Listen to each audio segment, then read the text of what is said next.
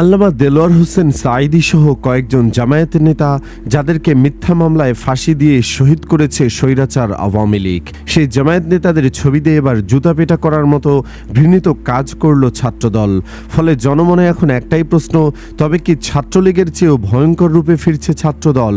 বেগম রোকেয়া বিশ্ববিদ্যালয়ে ছাত্রদল ও ইসলামী ছাত্র শিবিরের সংঘর্ষের রেশ কাটতে না কাটতেই মঙ্গলবার এই লজ্জাজনক কর্মকাণ্ডের জন্ম দিল বিএনপির এই অঙ্গ সংগঠনটি। জুতাপেটা করার সময় যুদ্ধ অপরাধী এবং রাজাকার স্লোগান দিতে থাকে তারা।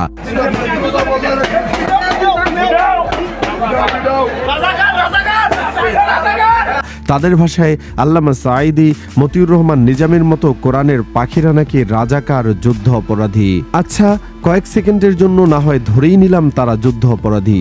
এখন প্রশ্ন দেখা দেয়, সাঈদী, মতিউর রহমান নিজামীরা রাজাকার যুদ্ধ অপরাধী হলে তো বিএনপি নেতা সালাউদ্দিন কাদের চৌধুরীও তো যুদ্ধ অপরাধী। তবে সেখানে সালাউদ্দিন কাদের চৌধুরীর ছবি নেই কেন? এই ঘটনা প্রমাণ করে এখানে ইস্যু মূলত রাজাকার নয়, বরং রাজনৈতিক বৈরিতা। সর্বশেষ এমন কর্মকাণ্ড করতে দেখা যেত আওয়ামী লীগকে।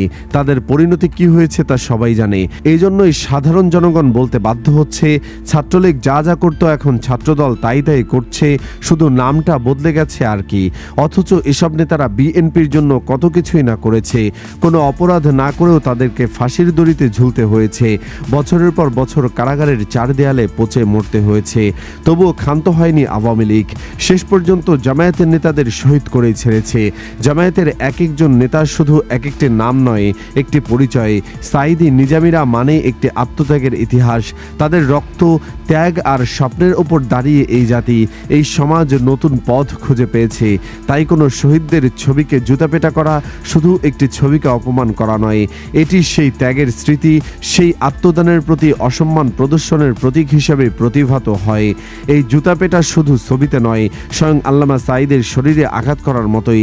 মতভেদ থাকতেই পারে, ইতিহাস নিয়ে বিতর্কও থাকতে পারে, কিন্তু ভিন্নমত প্রকাশের একটি সভ্য ভাষা এবং সংস্কৃতি রয়েছে। যখন আমরা কারো স্মৃতিকে অপমান করার পথ বেছে নেই, তখন আমরা আসলে আমাদের নিজেদের মানবিক মূল্যবোধকে প্রশ্নের মুখে দাঁড় করাই। কারণ মৃত মানুষ নিজের সম্মান রক্ষা করতে ফিরে আসতে পারে না। তাদের সম্মান রক্ষা করা জীবিতদের নৈতিক দায়িত্ব। কিন্তু সেই নৈতিক দায়িত্ব থেকে ছাত্রদল কয়েক আলোকবর্ষ দূরে সরে গেছে। যে মানুষগুলো একদিন নিজের জীবন বিসর্জন দিয়েছিলেন, তারা যে দলেরই হোক না কেন, তাদের আত্মত্যাগকে অসম্মান করার মাধ্যমে সমাজে বিভাজন, বিদ্বেষ ও প্রতিহিংসার আগুন আরো উস্কে ওঠে। আর সেই কাজটি করল ছাত্রদল। এখন শিবির যদি জিয়াউর রহমানের ছবিতে জুতাপেটা করে, তাহলে কি হবে ভাবুন তো? এতে কোনো পক্ষেরই প্রকৃত বিজয় হবে না, বরং হারিয়ে যাবে সহনশীলতা, পারস্পরিক শ্রদ্ধাবোধ এবং সভ্য রাজনৈতিক সংস্কৃতি। একটি জাতি তখনই পরিপক্ক হয় যখন সে ভিন্নমতকে যুক্তি দিয়ে মোকাবেলা করে, অপমান দিয়ে নয়।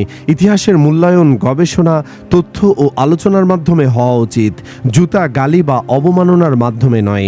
কারণ এসব আচরণ ভবিষ্যৎ প্রজন্মকে ভুল বার্তা দেয়। ভবিষ্যৎ প্রজন্মকে ভুল বার্তাই দেয় যে মতের অমিল হলে সম্মান নয়, অপমানই নাকি সমাধান। শহীদদের ছবি জুতাপেটা করার ঘটনায় অনেক মানুষের হৃদয়ে আহত হওয়া স্বাভাবিক। কারণ একটি ছবি হয়তো কাগজের, কিন্তু সেটির সঙ্গে জড়িয়ে থাকে অসংখ্য মানুষের আবেগ, স্মৃতি ও শ্রদ্ধা। মতাদর্শ বদলাতে পারে, ক্ষমতার পালাবদল হতে পারে, কিন্তু মানবিকতা, শালীনতা ও আত্মত্যাগের প্রতি সম্মান কখনো হারিয়ে যাওয়া উচিত নয়। না হলে আজ তারা যা করছে, একদিন তাদের সাথে এটিই হবে। একটি সভ্য সমাজের পরিচয় প্রতিপক্ষকে অপমান করার মধ্যে নয়, বরং মতভেদ থাকা সত্ত্বেও মানুষের মর্যাদা অক্ষুণ্ণ রাখার মধ্যেই নিহিত। এসব দৃশ্য দেখার পর অনেকেই বলছেন, বিএনপির পরিণতি একদিন আওয়ামী লীগের চেয়েও নাকি ভয়াবহ হবে। একবার আওয়ামী লীগকে উদ্দেশ্য করে আল্লামা সাঈদী বলেছিলেন, আমি দেখতে পাচ্ছি বাংলাদেশের ভাগ্যাকাশে উত্তর গগনে কালো মেঘ জমা হচ্ছে। যদি সক্ষমভাবে মোকাবেলা করতে না পারেন, তবে এমন গাঢ় কালো অমাবস্যার রাত আসতে পারে যা সুবহে সাদেক হওয়া অসম্ভব। আল্লামা সাঈদীর এই কথাটি অক্ষরে অক্ষরে ফলে গেছে। আল্লাহ আওয়ামী লীগের উপর এমন অন্ধকার বর্ষণ করেছেন যে তাদের ভাগ্যে কবে সুবহে সাদেক হবে তা আল্লাহই ভালো জানেন। বিএনপি এমন করতে থাকলে তাদের ভাগ্যেও অমাবস্যা নামতে দেরি হবে না। ইতিহাস বারবার একটি কঠিন সত্যের সাক্ষী হয়েছে। যখন কোনো মজলুম দল দীর্ঘদিন নিপীড়নের শিকার হওয়ার পর ক্ষমতায় এসে নিজেরাই জুলুম অন্যায়ের পথে হাঁটে, তখন তারা ধীরে ধীরে সেই নৈতিক শক্তিটুকু হারিয়ে ফেলে, যে নৈতিকতার কারণে একসময় মানুষ তাদের পাশে দাঁড়িয়েছিল। ক্ষমতা যদি ন্যায় বিচারের পরিবর্তে প্রতিশোধের অস্ত্র হয়ে যায়, তাহলে মজলুম আর জালিমের মধ্যে পার্থক্য ক্রমশ মুছে যেতে থাকে। মানুষ প্রথমে অন্যায় সহ্য করে, পরে প্রশ্ন করে, আর শেষ পর্যন্ত মুখ ফিরিয়ে নেয়। যে জনগণ একদিন অত্যাচারের বিরুদ্ধে লড়াই করে একটি দলকে ক্ষমতার আসনে বসিয়েছিল, সেই জনগণই আবার অন্যায়ের বিরুদ্ধে দাঁড়াতে পারে। কারণ মানুষের চাওয়া একটাই, ন্যায় বিচার, নিরাপত্তা ও মর্যাদা। তাই বিএনপির বিরুদ্ধেও মানুষের রুখে দাঁড়ানো এখন সময় মাত্র।